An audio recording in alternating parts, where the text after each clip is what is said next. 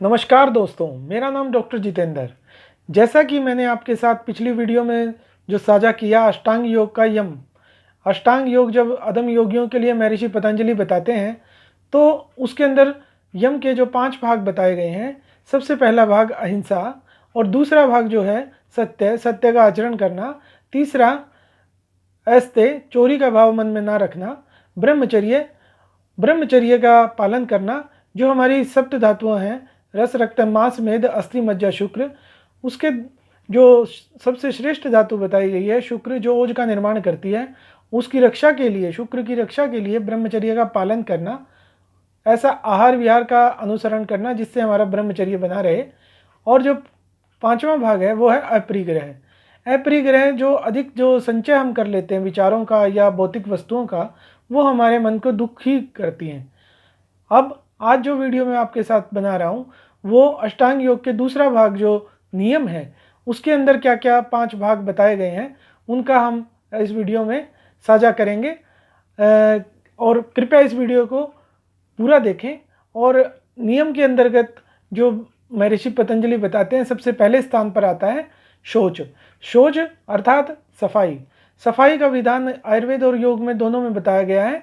जो हमारे शरीर के या मन के मल हैं, जो मैल हैं, उनको साफ करना चाहिए।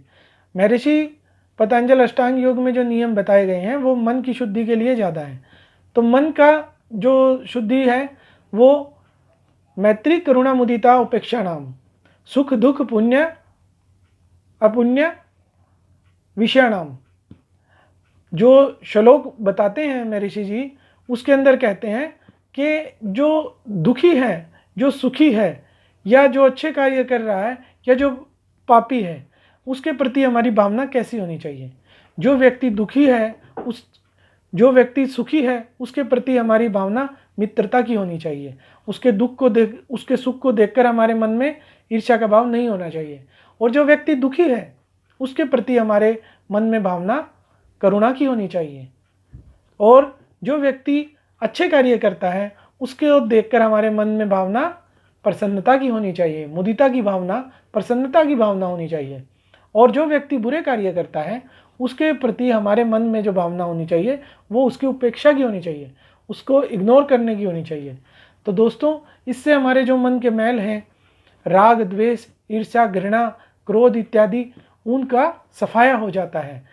तो इसके बाद जो शौच के बाद आता है दोस्तों, शौच, संतोष, तप, स्वाध्याय, ईश्वरीय प्राणिधान। तो अब हम अगले भाग जो नियम का भाग है वो है संतोष का भाव। संतोष का भाव मन में होना चाहिए। जो भी हम कार्य करते हैं वो ईश्वर की रची हुई रचना मानकर जो हमें मिलता है, जो भी फल हमें किसी कार्य का मिलता है या जो सुख हमारे को मिलता है या दुख मिलता है, उसको ईश्वर की कृपा मानकर हमें ग्रहण करना चाहिए। उससे अगला जो संतोष से अगला भाव आता है, संतोष से संबंधित मैं आपके साथ एक और बात साझा करना चाहूँगा। यहाँ महाभारत के अंदर एक ऐसा क्षण आता है जब युधिष्ठिर से एक राक्षस का संवाद होता है। वो पूछता है युधिष्ठिर से कि दुनिया का सबसे बड़ा सुख बताइए। तो दोस्तों, दुनिया का सबसे बड़ा सुख, युधिष्ठिर जी कहते हैं कि दुनिया का सबसे बड़ा सुख संतोष के अंदर है। जिस व्यक्ति के अंदर संतोष नहीं है वो किसी भी सुख का आनंद नहीं ले सकता। तो योगी के मन के अंदर संतोष का भाव होना अनिवार्य है और बहुत ज़रूरी है। संतोष के बाद आता है वो 3 भाग जो मैंने आपको कल मध्यम श्रेणी के योगियों के लिए क्रिया योग बताया था, तप, स्वाध्याय, ईश्वरीय प्राणिधान। तप, जो भी वर्ण, आश्रम या योग्यता के अनुसार आपको जीवन में कर्म मिलते हैं उसका पालन करना, और जो उस मार्ग पर चलते हुए आपको दुख मिलते हैं मानसिक या शारीरिक, उनको सहन करना। उपवास, व्रत, ये सब आपके तप में भी आते हैं। जैसा कि जो कर्म योग गीता में बताया गया है, आप अपने कर्म की जो फल की इच्छा है उसको त्याग कर कर्म कीजिए, वो भी तप ही का एक भाग है। तप हमारे जीवन में हमें सुख दुख की इच्छा या लालसा करके कि हमें सुख मिलेगा इस कर्म से, या ये चीज़ हमें सुख का कारण देगी, वो हमारे मन को दुखी कर दे तो हम बड़े विचलित हो जाते हैं। इसीलिए महर्षि पतंजलि कहते हैं कि आपके मन में जो संतोष का भाव है उसके बाद जो तप का भाव है वो होना ज़रूरी है। तप के बाद स्वाध्याय। स्वाध्याय जो भी गुरुजन हैं, माता पिता हैं, या जो भी अच्छे महापुरुष हैं, उनके सानिध्य से या जो पुस्तकों से या अपने जीवन में जो त्रुटियां हैं उनसे अपने जीवन का अवलोकन करके आप जो खुद का अध्ययन करते हैं उसको स्वाध्याय कहा गया है। जीवन में जो भी कार्य घटित हो रहा है या जो भी आपको अच्छा मिल रहा है या बुरा मिल रहा है उसका अवलोकन करना, उसका मन से चिंतन करना, ये आपका स्वाध्याय आता है। जो भी सबके साथ अध्ययन किया जाए वो स्वाध्याय। स्वाध्याय के बाद दोस्तों तब स्वाध्याय ईश्वरीय प्राणिधान।